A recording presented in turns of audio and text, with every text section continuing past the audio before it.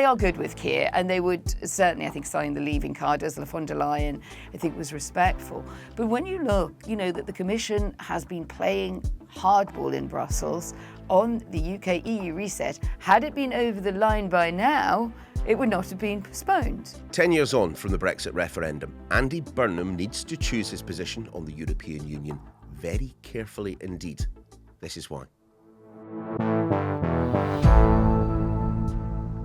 10 years ago, on the 23rd of June 2016, this country changed forever. Sky News is in a position to call this election, and Sky News is projecting that the UK has voted out. The UK electorate has taken the historic decision to withdraw from the European Union after more than... Now, since then, every Prime Minister we've had, and there have been more than a few, has either had to, try and get Brexit done, not always successfully. Brexit means Brexit, and we're going to make a success of it. I do so with no ill will, but with enormous and enduring gratitude to have had the opportunity to serve the country I love. Or they've had to try and find a new relationship with the EU, and hopefully one that gives a bit of a boost to the economy.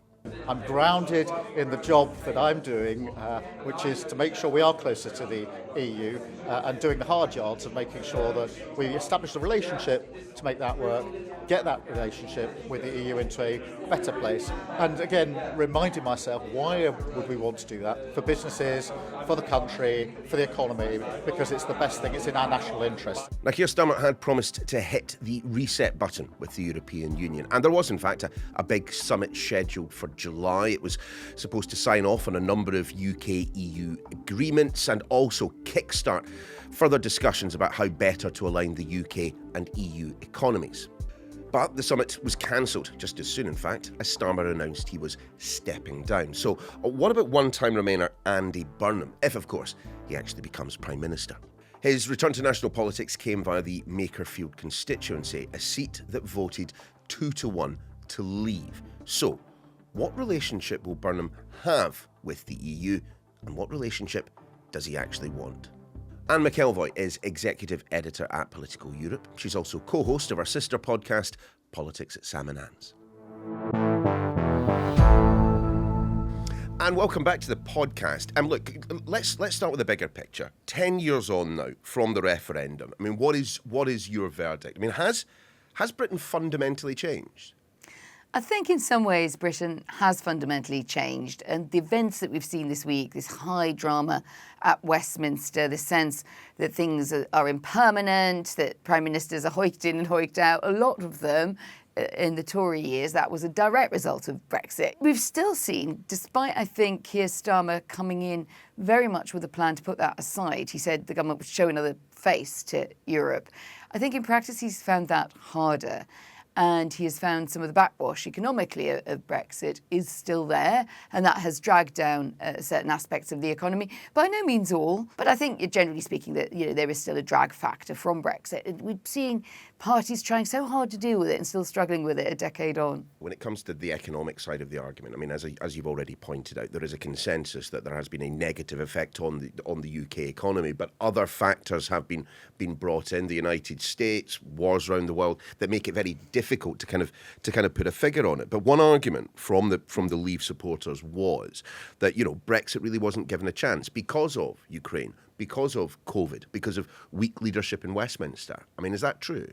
I think the argument, well, people voted for it, you should have done it better at Westminster.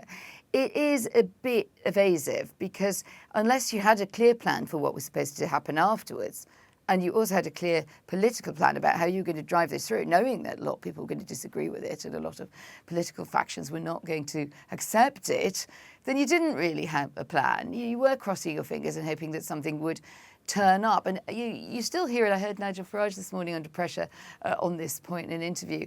And he said, well, Europe's still our largest trading partner, but he was quite dismissive of that. And he said, well, the world's a big place. We should be able to trade much more broadly.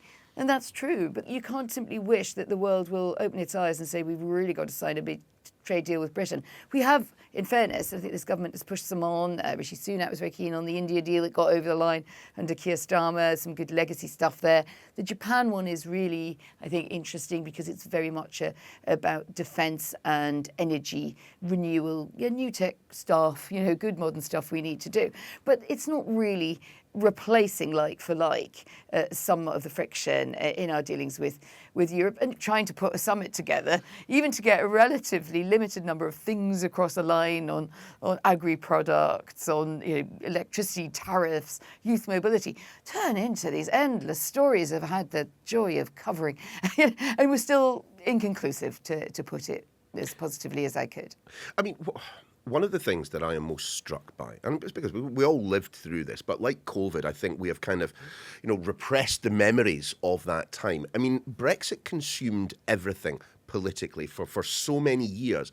Now it seems not to be barely registering at all. I mean, so how would you describe currently the United Kingdom's relationship with Europe? I think at the moment it's a standoff with a bit of a glaze of friendship or willingness to link arms. We have seen this government go out its way to make sure that there were not awkwardnesses that there were in relationships in the past. That has made some difference. I travel a lot in Germany and Brussels. I have a head office in Brussels for Politico. I'm often on the road. I'm in East and Central Europe a lot. So let's not forget, although the EU is very dominated still by the Franco-German alliance, there are other parts of Europe with whom I think we have good relationships in defence and security particularly. I would say it's like Poland there. But, the fact is, Europe took this pretty badly. And there is still, and when I even talk to ministers in this government who are pro-Europeans to their core, they still find that when it comes to getting a deal across the line where it's a split the difference, what are you going to do about tuition fees if you want more young people, youth mobility going to and fro? Can they really go back to having a sort of EU fees agreement, which was very low? Well, that's quite a big concession for the UK to make, but there's terrible grumbling about it. I mean, the diplomatic corps in London, was really, I found, very stuck on it. So I think what you get is a sort of, well, yes, we'd like to have you back, but quite often they would like an apology tour, and that's difficult for politicians, right? And A, because they don't want to often, and B, because their electorates are still, despite the opinion polls, I think people are quite hedged, and I don't think they want to see the government going on its sackcloth. I'm certain that they don't. But, Keir Starmer was elected to Westminster promising a reset of our relationship with the European Union. And you looked at the quotes from senior European leaders the day that Starmer sets out his timetable for resignation. And they were full of warm words. I mean, at the very least, the personal relationship between our Prime Minister, the office of our Prime Minister, and the leaders of our allies in the European Union, that at least has improved, hasn't it?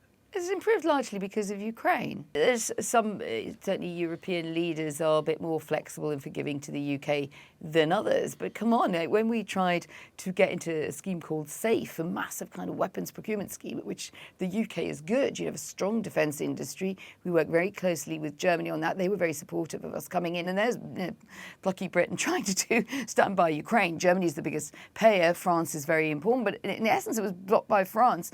And we're allies of Ukraine together. So I am not sure. I think, they are good with Keir, and they would certainly, I think, sign the leaving card. Ursula von der Leyen, I think, was respectful. But when you look, that the Commission has been playing hardball in Brussels on the UK-EU reset, had it been over the line by now, it would not have been postponed. It would have been a done deal. Andy Burnham, he's a pro-European, he wasn't going to undo anything. But now we have, in some ways, I think some people may say, I'm afraid this is an excuse to postpone this summer, because you could just go ahead and sort of say, can you come to some arrangement about who's going to come? But in fact, it won't get signed off. And the leverage then moves back to the EU side. And this has been a very tough and testing negotiation for the UK. So yes, before the cameras and obviously when standing up to terrible things in Ukraine, sometimes a bit on standing up to Donald Trump, we're quite useful. But, I think we're like the third wheel on the bicycle, frankly. No, see, this is fascinating to me, because they were incredibly warm words. But from your conversations, and you will have a lot more of them with significant people in European capitals, it feels almost as if we haven't shaken off the pariah status that Brexit ultimately gave us in the first place. I think what they want to know is, what are we trying to achieve by getting closer?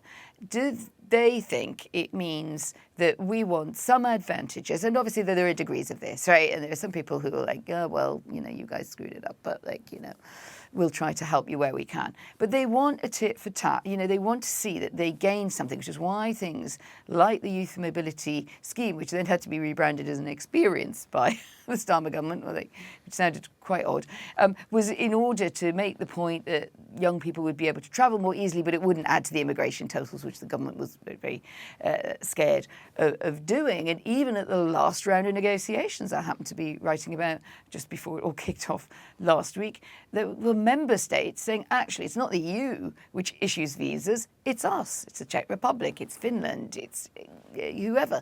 And both in Eastern Central Europe and some of the Nordics, you had countries saying, well, actually, there's some sectors of we don't want people in. We may be struggling in our service industry, so we'd rather the barista jobs went to our own people. If we think like that, so do they. But it's not easy, and a lot of member states have different views on this. And the appetite to constrain immigration and even young people's freedom of movement has been hardening, even though it's a precept of the European Union. So you find in lots of places there are special arrangements, where there are border checks. So I think there's just a hardening. And I think we're falling a little bit into that. So if there is this hardening, is there any appetite detectable by you for the United Kingdom to have a pragmatically, practically closer relationship with the institution without re-entering it? Well, there are lots of ways, aren't there? I mean, I was always a bit more of a fan in that negotiation of what should happen around Brexit, of things like the EFTA, the free trading bloc. So you have to have something to offer. If you're Norway, you get a really nice free trade agreement of the kind that I think a lot of people who were half-inners, half-outers would have thought could have been great for the UK. But, it's a wealthy sovereign fund country, very small population. It's a long way away. The immigration questions and the illegal, who's looking after the channel boats, questions don't arise it's quite a long way to get to Norway. So, the geography matters here. So does what you've got to put on the table. So I think what the UK probably, if you really tested Labour pro-Europeans and some Conservatives and others, Lib Dems certainly and Greens, they might love to be in the customs union. Let's just get rid of a lot of the trade barriers. But I think there would be a price. I think literally, and this may mean it's possible, I think we would have to pay a fee for that. And that would be a big argument. So I think the terms and conditions could be quite onerous, but not impossible. All of which brings us to Andy Burnham and the road that he has been on politically when it comes to Europe, the European Union, because I think it tells us a bit about where the country is as a whole. I mean, rewind back to 2016. Andy Burnham, at the time of the referendum, he was very much a Remainer, wasn't he? Oh, yeah, super Remainer, wasn't he? Yeah. And I think since he was really, of the politicians that I've known, if I would put in the very pro-European column, I had on another podcast, which I do with our mutual friend Sam Coates at Sky, Politics of Sam and Anne's. I had a little nugget this morning I thought you might like. Oh, go on. Which was, I was sitting at a dinner last night next to Maurice Glassman. He's a Labour peer. He's seen as very much these days the right of the Labour Party. Blue Labour. Blue Labour, socially conservative, very pro-Brexit, can't bear any undoing of this. And he had a very mischievous line to me. He said, it was God's work on earth to make Andy Burnham the MP for Makerfield, which I thought was a very funny line. I mean, what he meant by it was, Andy Burnham was going to get a reality check for how a lot of the country that is not, where the places that he would find a lot of allies, the university cities, the prosperous parts of towns, the prosperous suburbs and leafy small towns, once you go beyond that, there's still quite a bit of, I think, suspicion of what rejoining would mean. So I think he's going to drop it. 100%, but hasn't he been aware of that because of his time as Mayor of Greater Manchester? There are incredibly Leave-supporting parts of that community that he has always had to keep at the front of his mind. He's never called to relitigate the Brexit referendum. He's not called to re-enter the European Union.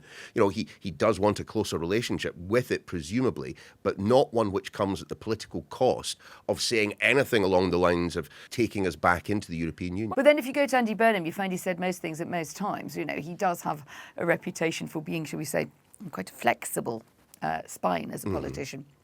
I think he does have some things he would not say and doesn't believe in, but I think he did. And I think probably, I take your point about being Mayor of Greater Manchester, but there's roles where, it's quite, you can indulge your own views a bit more. If you say, I'm Andy Burnham, I really, ideally, in the future, who knows when, I would like to rejoin the European Union. You then try and do it when you represent a very Leave constituency at Westminster, and then people start bringing it up in every second interview, you tend to sort of clarify and I think more lightly away from it. But I do think probably if you scratched Andy Burnham, you would find someone who ideally would like it, and that he would maybe even try a more daring reset with the EU and throw a bit more on the table.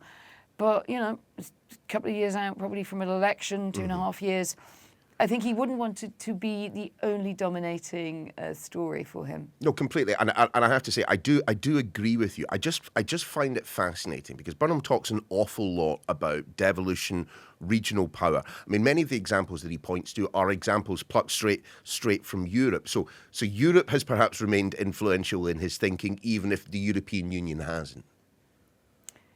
Europe has been influential in his thinking, yes, but what does that mean? I think when you say it's Europe, I mean, what is Europe? The France where Jordan Bardella is marching in the polls on the far right, with some pretty scary ideas, I think, also including, he's only just stopped being very permissive about Russia's invasion of Ukraine. The last few months they've kept it dialed down in that movement. But if you look the 4 and more years before, you see a very different picture. I don't think they're particularly supportive of NATO, etc. So I think when you say Europe, I'm just a bit cautious. If you're talking about how the Commission tries to hold the ring, hold on to negotiations with foreign powers like us, yes, I think we are still hugely, we still look to them, we're nervous about it.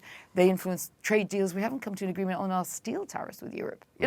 So that is true, but I think Europe is in ferment, and that, let's not forget that we're not the only ones who are having a bit of a headache right now. No, I suppose what I'm flailing around blindly in the dark trying to suggest is, look, the economic realities are that right now we need as much cash and growth as we can get, and that to an extent has to factor in some sort of relationship with the European Union, and by that I mean some sort of closer relationship with the European Union. But Andy Burnham, particularly because he's Makerfield MP, runs into the same problem that every Labour Prime Minister post-Brexit will have, is how do you square the circle? How do you come up with a relationship with the European Union that is palatable to those who voted to remain within the European Union and palatable to those who voted to leave? We have actually a lot of industries that can work reasonably well with Europe. I think, when you talk about its goods, we don't have great services agreements with the EU, but we never had. Services have always been a weak point within the EU. It's a much more protectionist organisation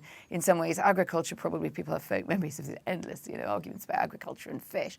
But if you look to what should be driving Britain in the future, whether it's, AI, whether it's energy transitions, making our economies more efficient, there are lots of ways. I think business in Europe quite likes, on the whole, whatever the political punch and judy, they quite like doing business with the UK. I said on a German show yesterday when people were sort of pushing back a bit, I said, well, why are there just so many German finance people in London? A lot of people within Labour are cock-a-hoop because of the result in Makerfield, not just because Andy Burnham is making a triumphant return to Westminster, but also because it seems to suggest that the fight is not yet fully over, that the battle has not yet been lost to Nigel Farage and Reform. Do you agree with that assessment first? Actually, I think they may have a point. We don't know. I've just come straight from an interview with big figure in Reform, Robert Jenrick. I think, of course, Reform is going to continue to hold the position it has. It is intensely Eurosceptic, thinks that Europe was the cause of a lot of the UK's problems. People will have very different views about that analysis. But I do think that the Reform slayer reputation that has attached quickly to Andy Burnham. Now, it may be, there's a bit of Burnham hype, isn't there? It's early days, he's sort of swept Keir Starmer aside. But I do think Keir Starmer did have trouble articulating this very stark choice, which is likely to come down to, you do need to see off reform, how they may have had drop in their poll leads, but they're still leading way ahead of Labour and way ahead of the Conservatives. There is that sense, I think, that you need to have something that you're saying that is clear about the choice that faces this country. And to that extent, whatever we've talked about we should rejoin Europe, half rejoin Europe, go into something with a different acronym, you do come down to very different views of the country from this government, certainly from Andy Burnham, whether he represents a Leave or Remain constituency, he is still Andy Burnham, and reform. And I think that is going to be, what Labour is kind of in its hearts of hearts hoping for. They know that the other sort of magic Burnham stuff may not entirely come off, but I think they think he can take the fight to Farage, and that he's probably a bit, better and quicker in the verbal fisticuffs. So you could see for Labour them thinking right, we can get off the ropes here. We can go one more round and we might get better this time. And just finally, Anne, obviously the capitals of Europe become very used to seeing the revolving door policy at number 10 over the past 10 years. What do you think Europe, the European Union, will make of Burnham himself? I think they're waiting to see, do they get an Andy Burnham who wants to be the face of British foreign policy and re-engagement? Is the job then farmed out in the more previous way to a foreign secretary? I don't think we know what he wants to do about that. Foreign has not, apart from Europe, been his bailiwick so much. He's been quite a domestic politician. So I'm really curious, will I be seeing Andy Miles mounting up and I'll be bumping into him in some of the most beautiful and occasionally the backwaters of the wonderful continent of Europe? And that's your lot for today. Do remember to get in touch with your thoughts on that which Anne and I were just discussing. And if you get any suggestions for future episodes, email those in as well. We'll be doing one of those again very soon. why@sky.uk is the email. We're back tomorrow.